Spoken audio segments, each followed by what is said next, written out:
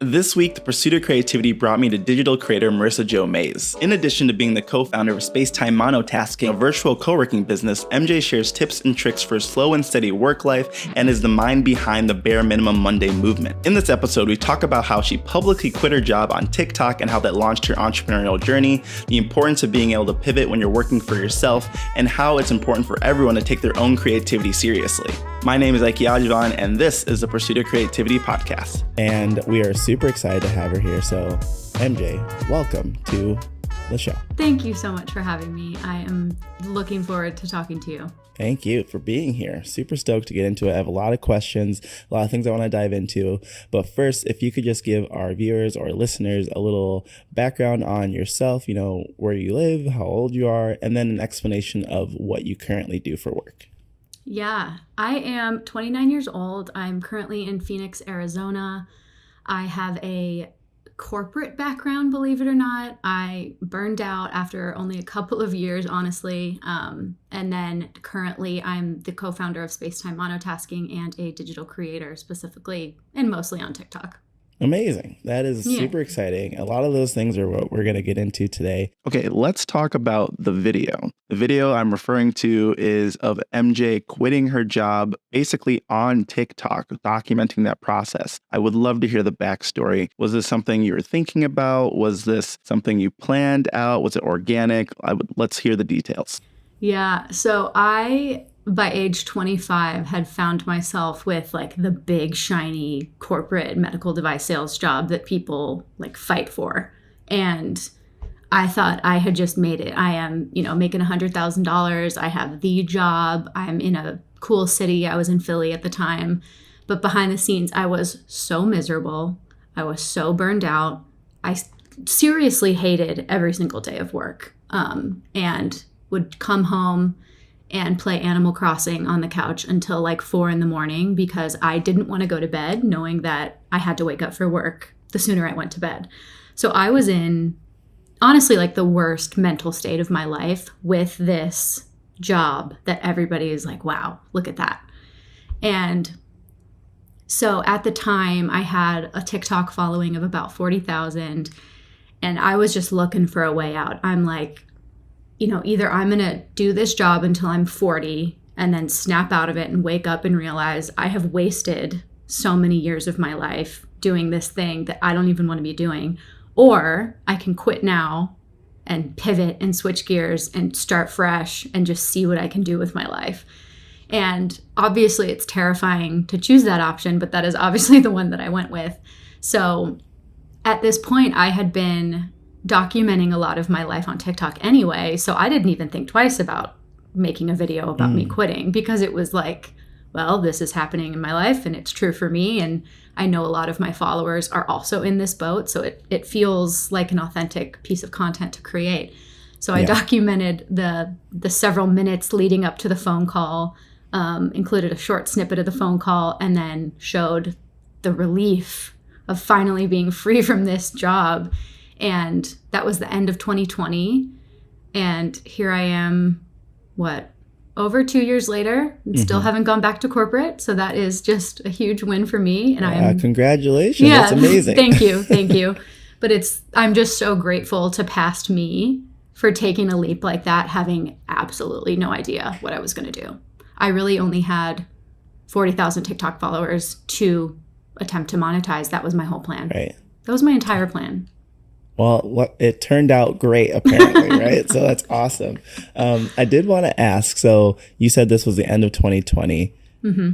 Obviously, a lot of people were going through a lot of things that year. Mm-hmm. Do you think that, being at home and, the pandemic, which is terrible for many, many reasons, but do you think that, pushed you a little further to actually taking this leap? Absolutely. I mean, I feel like we had a countrywide come to Jesus. At least a lot of us did, if not everybody, but it forced me to sit at home sitting in how miserable I was with nowhere to go, literally nothing to do besides just try to survive day to day.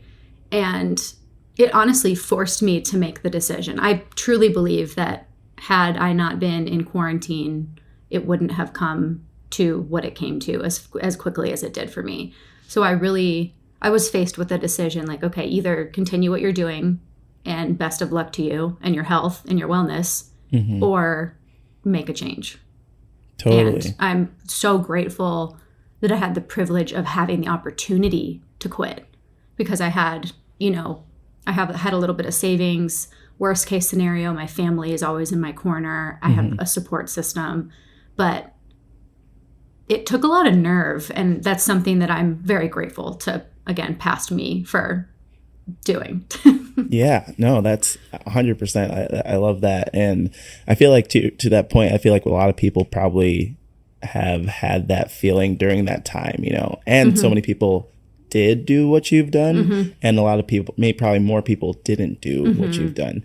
I was reading an article that you were in, saying that you get a lot of messages from people saying like, oh my God, I'm doing it. I'm quitting my job as well. What does those type of messages, like, how does that make you feel? Like, is it a good thing? Is it like, oh, am I like ruining the world? Yeah, it's funny. I get a lot of mixed feedback on the quitting video, specifically from boomers who are like, oh, you're the epitome of an entitled millennial who doesn't know the value of hard work. And then on the other hand, a lot of millennials and Gen Z are like, oh my God, you're living my dream. And I did get quite a few comments, and I get them even still, that video being 2 years old, saying, I'm doing the same thing today, wish me luck. Like, oh, I just saw this and I'm actually going to quit next week. This made me feel a lot better. And I think that's something that I've always tried to do, is never advise people to do that, because again, everyone's situation is so different. And I am certainly not in a position to be telling people what to do with their lives as a young white woman. It's like my reality is not the same as a lot of other people's reality. Sure. But the fact that I can be like an inspiration, I don't like using that word, but like almost people seeing my experience and feeling comfort that someone did it and they're okay. That's where I like to kind of sit in this whole thing. Yeah, no, that makes a lot of sense. And I think there's something, this is actually a good pivot point, because I'd love to talk more about like being vulnerable on social media and showing instead of telling, kind of like what you were saying. In what other ways do you use those two? I guess we'll use those two frameworks, like being vulnerable and showing yourself and your documenting your experience. How does that play into your content, and how has that helped you grow on TikTok, which I know is a big part of your brand? Yeah, good question. I feel like back when I first got on TikTok, it was a lot of education and teaching and relaying information, and just almost like every swipe was a random Google search. Like, it was just so much information people were teaching, which is obviously great, and that's how people were growing their audiences. But I think people were ready to just connect with other people their age, or just use TikTok as an escape from the devastating reality that was 2020. I mean, it was the worst year. And I think people wanted a solace and somewhere to go and just not have to worry about anything that was going on. So it was interesting at the time, because TikTok really started this wave of authenticity on the internet, because we were so used to Instagram being this perfect feed, these perfect filters. And so I think when TikTok finally started shifting toward just people documenting their lives, for better or for worse, it was almost a breath of fresh air.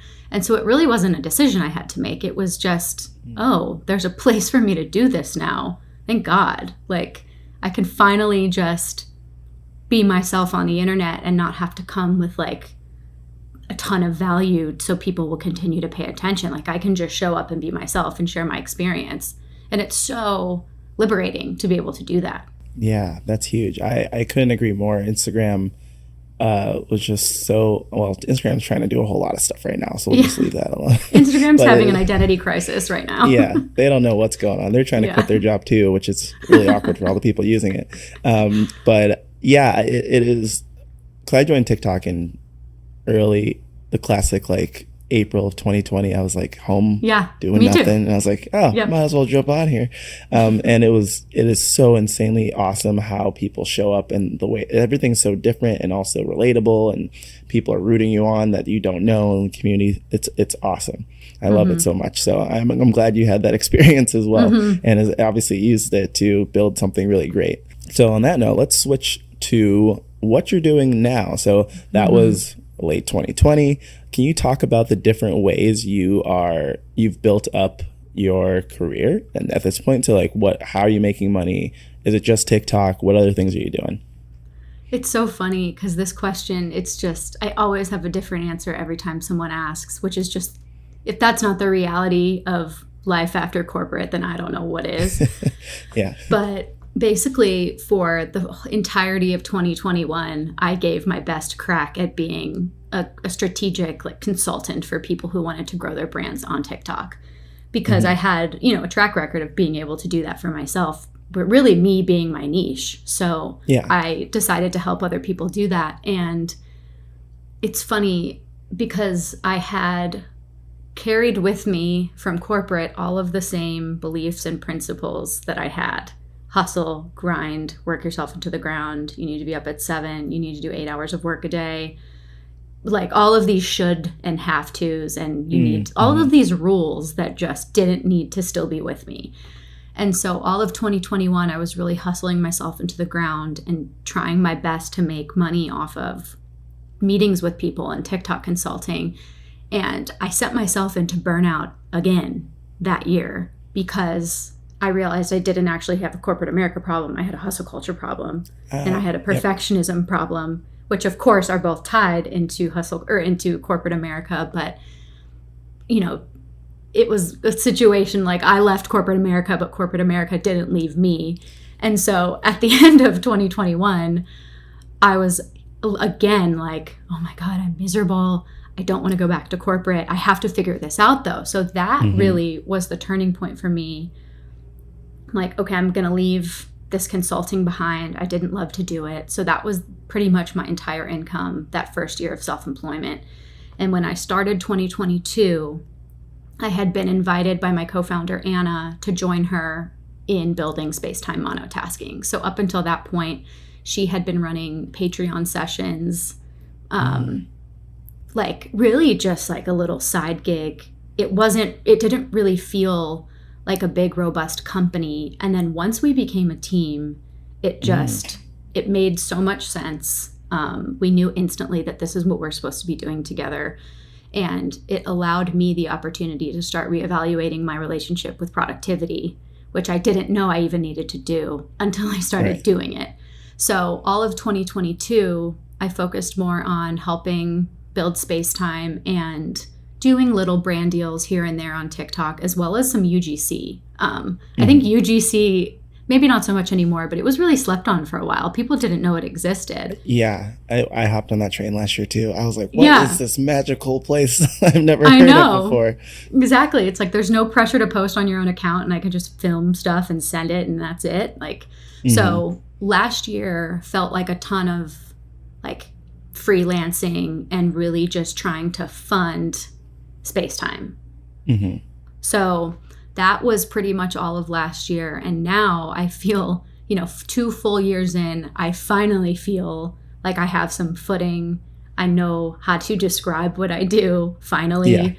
And that's the thing. The income still is inconsistent, but I feel like I have direction and purpose and clarity, which is a really good feeling. And it's something I thought I would be able to find immediately after quitting corporate, but it truly took 2 full years. So now I, co-founder of Spacetime with Anna, we're running that full time.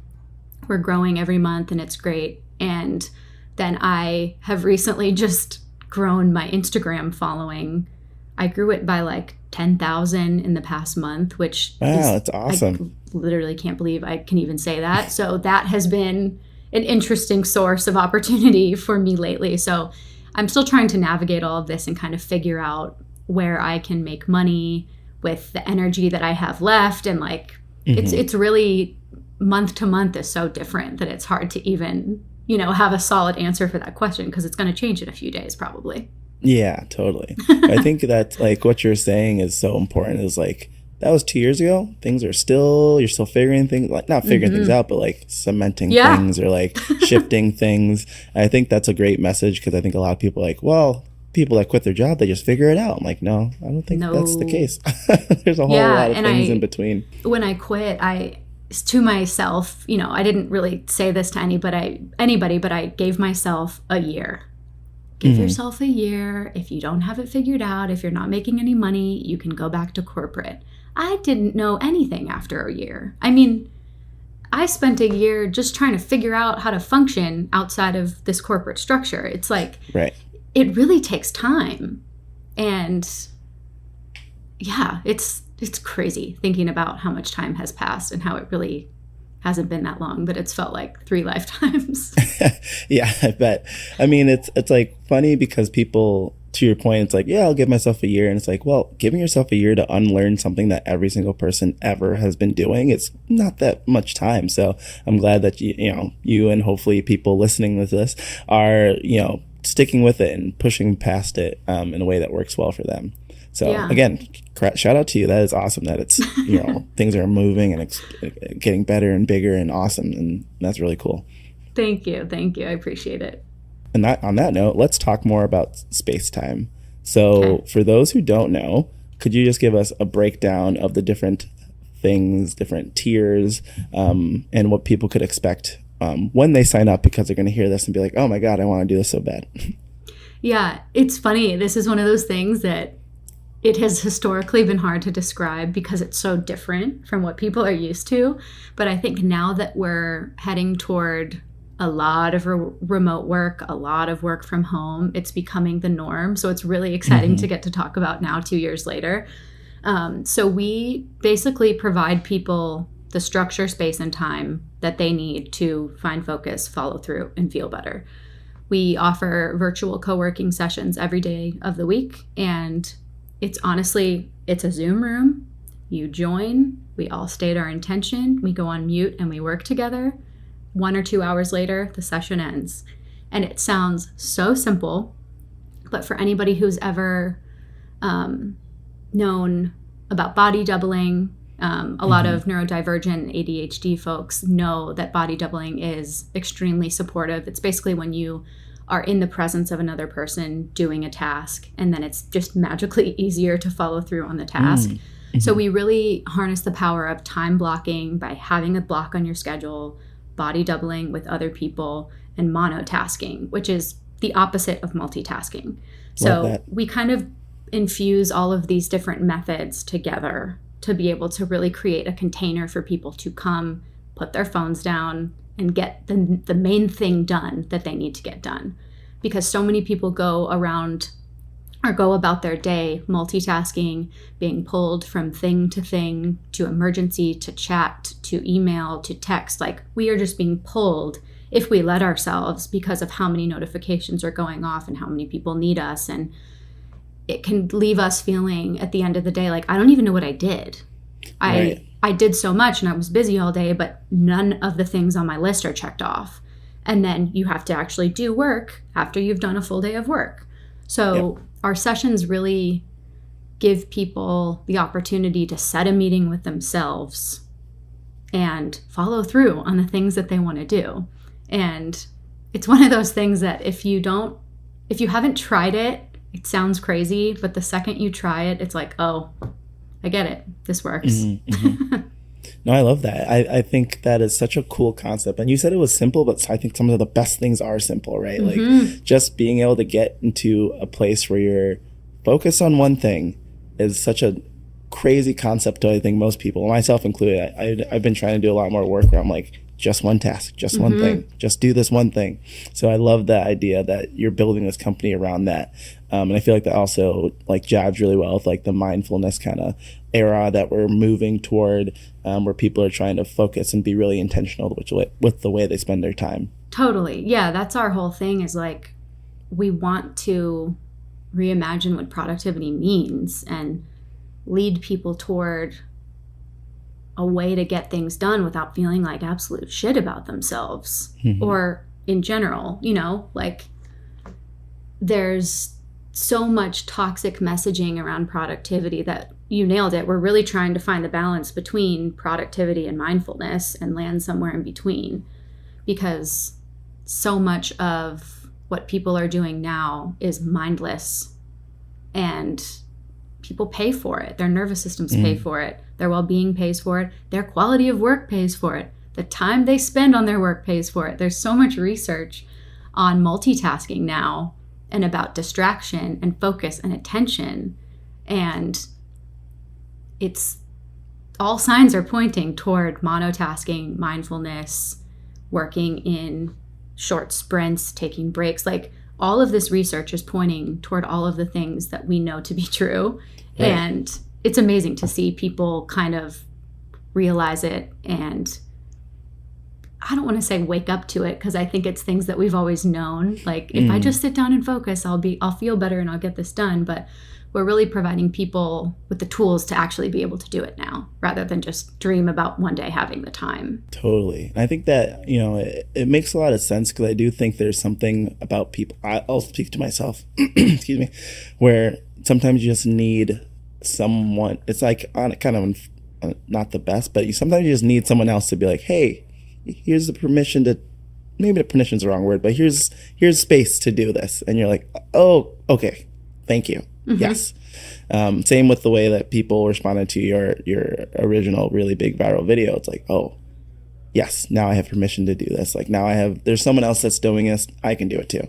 Yeah. And especially being neurodivergent, it's like, we know more than anything what it feels like to overcompensate every day just to fit in with people. That it's like, I do like the word permission, actually. It's like, it's liberating. Like, to see somebody else doing it, it almost unlocks like, oh, I can, like, that's okay. Yeah. Well, we will use that word, permission, right? Yeah, but it's almost true. Permission you give yourself as a result of seeing somebody else doing it. It's like, I can't give anybody permission to do anything, but it's so liberating to see somebody doing something that you never thought you were allowed to do.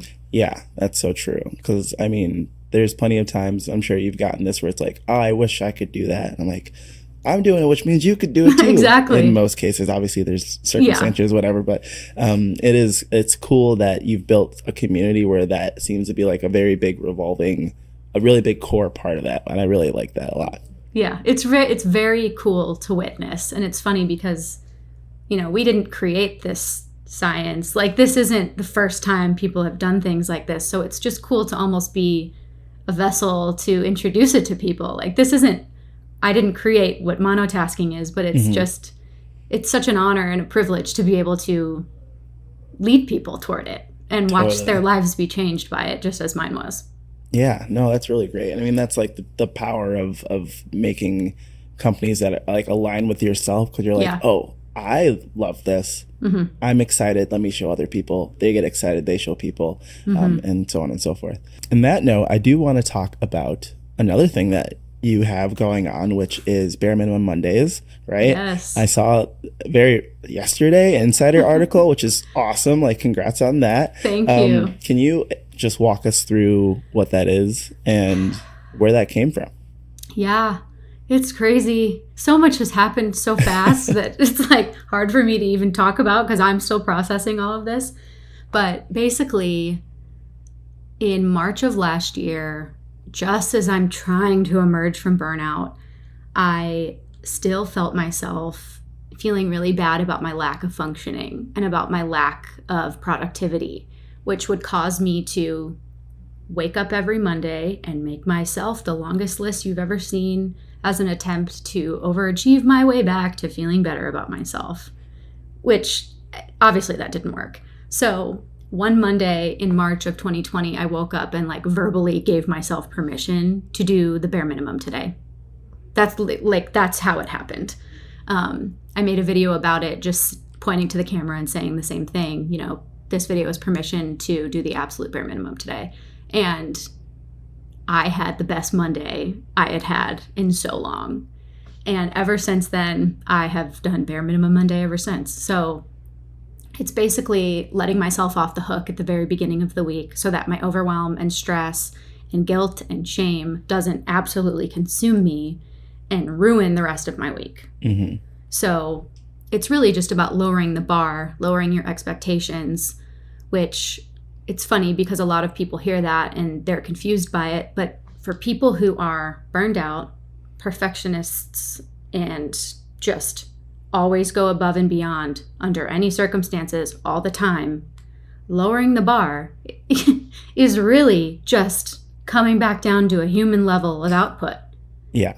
You know what I mean? Like, so it was almost like I was allowing myself to not be a super perfectionist every second of the day, which turned out to be the most liberating, freeing thing and exactly what I needed at the moment.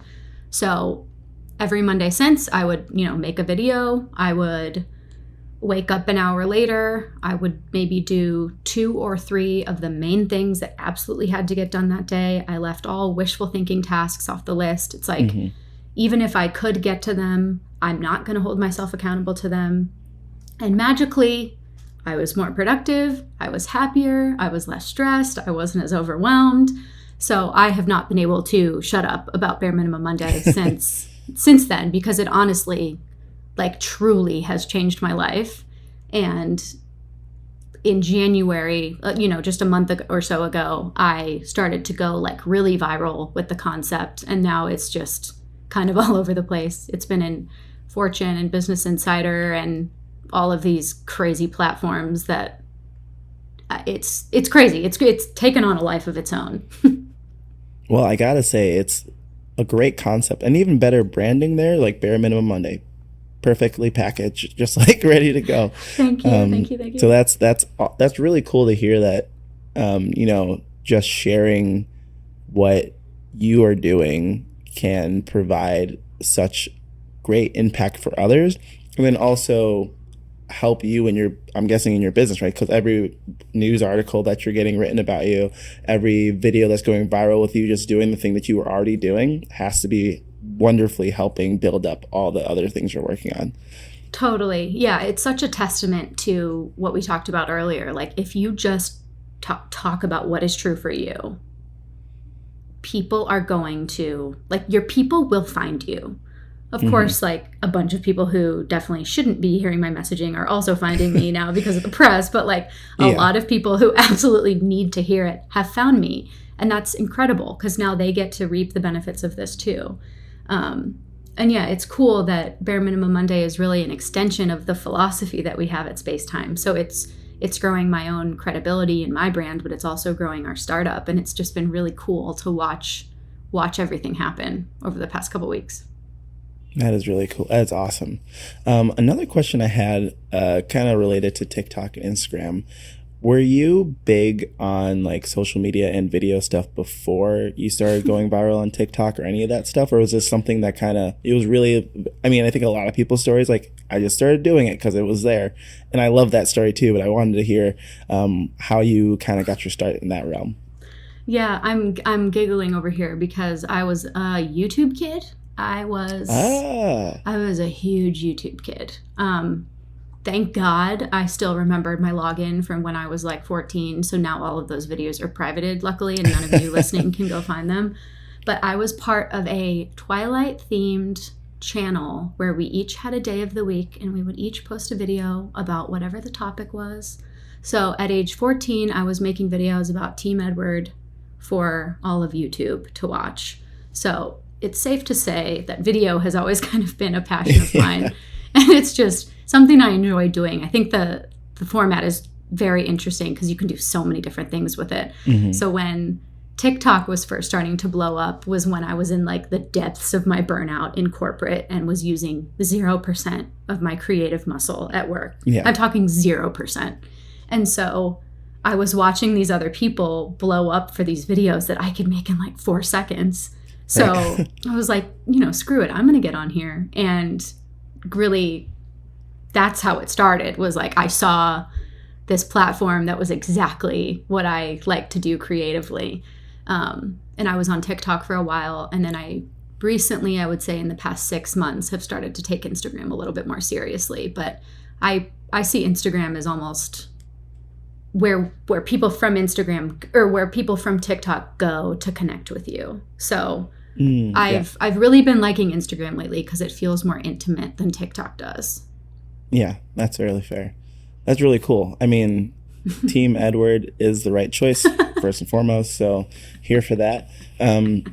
But that's awesome that it's been with like video has been kind of a constant, and then like it came back around. I find that that's something that, so like for me, I like loved art stuff and things like that, and then I did more like business marketing, and I came back to doing video. So it's cool to hear that you had some of that infused in your personal life as a younger person, and now it's clearly a big part of your day-to-day. Totally. Oh yeah, and that's the thing I would recommend to anybody listening who wants to think about the idea of leaving their job or, you know, finding a hobby that could potentially turn into a business is like, what did you like to do as a kid? Because that's people always go back to what they used to do as a kid once they realize that they're allowed to in adulthood. Yeah, definitely. I couldn't agree more. I think there's so many people with so many unique and interesting things. I'm just like, just make videos, please. Seriously. Just put it out there. Oh yeah, I feel like I'm one of like TikTok's #1 fan or like spokesperson out in the wild. It's like if I see anyone doing anything remotely cool, I'm like, hey, are you on TikTok? Why not? Yeah, exactly. What can I help you with? Like just hit record, I swear. It'll go well, maybe it won't go viral, but it'll be good, I promise. Exactly. So I wanted to ask next, where do you see yourself and space-time, let's say in 5 years? Like if things were to go beyond your wildest dreams or even further, what would you want? I love this question. Anna and I are we're both visionaries. We're both big dreamers. So we have this conversation a lot. We just want to, change the world of productivity. Like truly, we want to snap people out of the current toxic state that they're in. Like they don't even know that they're in. We really want to make an impact. So we're hoping to have, a ton of facilitators hosting sessions basically every hour around the clock for anybody around the globe who needs to get in and focus. And we've also been talking about opening co-working spaces in cities. Like, that's a big dream, is giving people a third space to go to. So many people only have home and only have work. And now people are stuck at home working. So we need more places that people can go to just be. So we honestly just want to expand as much as we can go and reach as many people. And I don't know if we're sure what that looks like, but I think just whatever would get the message to people the fastest and the most efficient is the direction that we want to go in, because this work has truly overhauled both of our lives for the better. I can't wait to go to space-time in real time somewhere. That will be really, really cool. I look forward to that. Me too. Next question. What is something you would like to brag about? I always like to ask my guests, the world is maybe not the most fun always. So I want to create space for you to brag about something or talk about something you're excited about, and just let the viewers know what do you have going on.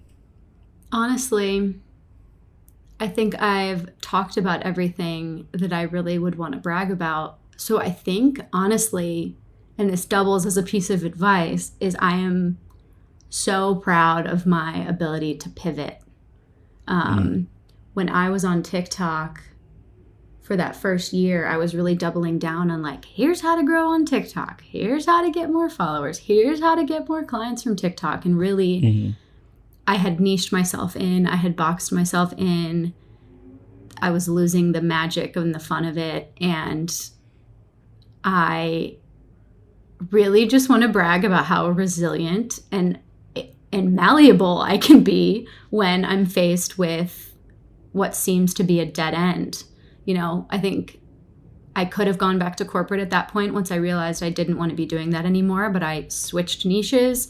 I started talking about things that my audience necessarily didn't want to be hearing at the time. But I think my ability to just keep going and figure it out and forge the path that I want to be on is something that it's one of my favorite things about myself. That is really great. I love that. And it's really good advice as well.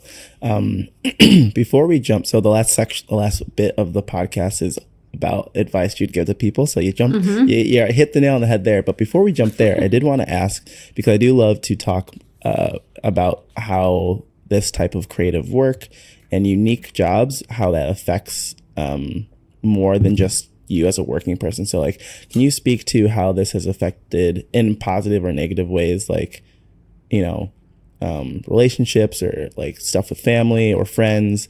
How has going out on your own affected those types of things in your life? Yeah, that's a really good question. I think in the first little bit after quitting corporate, I was still so plugged in to my friends in corporate and just my old way of being. Like I was still very much the same person that I was when I was in my job. So nothing really changed. But as time went on and I was having new experiences and I was doing things that my friends absolutely could not relate to at all, it started to be, and it's not necessarily a bad thing, but it started to be hard to relate to the people that you are surrounded with. And so I really made it a point to seek out community, and that helped a lot. But I think that's the thing, is when you choose a path that people don't normally take, you have to be ready for people to not understand it all the way. Totally. And so that was something to kind of reckon with, is like, well, this really exciting thing happened. And people are like, well, what does that even mean? Like, well, what are you talking about? It's like, it's hard to find people in real life who you've known that understand why you're excited over something. So I think that was the main difference from being in corporate to kind of forging my own path. But it's expected, and people can't be expected to understand everything that you're doing, and you can't let that stop you. Yeah, that's huge, because I do think, myself included, the opinions of others and like how are they going to react to things, like are they going to understand, that can definitely like bog people down. So I think to your point of like accepting that like some people just aren't going to get it, and that's okay. Like that's so powerful. So for our last bit, I already alluded to this, I'm hoping that everyone listening is super inspired and they're like, I want to be just like MJ. So if you could give us, you already had one awesome piece of advice, if you could give us 2 other pieces of advice for someone that maybe wants to quit their job, or maybe wants to do stuff with TikTok or start a online company as well, what would those be? I think the first thing is pick up your damn phone and start talking about the stuff that you think is interesting on the internet. I know that it's uncomfortable and it can be scary, but I think once you see that your people will find you, it just becomes easier and easier. So you really have to start with courage, and it becomes easier and easier. But truly, posting silly little videos on the internet about the things that I find interesting was ultimately the thing that changed my life. And I think for people who are stuck in a job they don't want or are desiring something different, you have to be willing to do something outside your comfort zone, or something that makes you a little bit uncomfortable. And it's just one of those things. You got to kind of get used to being a little bit uncomfortable most of the time, but it gets easier. Yeah. Uncomfortable most of the time. Love that. Accurate. That is amazing. And if you have one more piece of advice, what would you say? I would say take your creativity seriously and put time on the calendar for it. This is something I didn't even do for the first year and a half of being self-employed and doing my own thing. And the minute that I did, everything started to happen. If you just sit down and try to produce stuff and you try to get it out of you when you've been grinding all day, like, it's not going to come. You have to really nurture that part of yourself. It can't be forced. So really showing up for your creative practice, not necessarily every day, but consistently, whatever that looks like for you, is like, it's just invaluable. That is amazing advice. I was like, whoa, I need to do that. And before we actually go, MJ, where can people find you and your company online? Yeah, my Instagram is at Marisa Jo. It's MarisaJo. My TikTok is It's Marisa Jo. And then we can be found on Instagram and TikTok at Spacetime Monotasking and spacetimemonotasking.com. And you get a first session free using code FOCUS if you would like to come and find your flow state with us. I love that. Okay, thank you so much. And we'll hopefully talk soon. Thank you. Thank you so much for watching the first episode of the Pursuit of Creativity podcast. If you enjoyed MJ's story and got some value from it, be sure to share this with a friend, leave a rating or a review. It really helps us out. For more insightful information and content, be sure to check out BelieveDivergent.com and the Believe Divergent Instagram. I'm super excited to share the rest of the season with you. Be sure to follow or subscribe to make sure you get updates when each new episode is posted. Once again, my name is Ikey and I'm your host. And as usual, stay optimistic, better days are coming.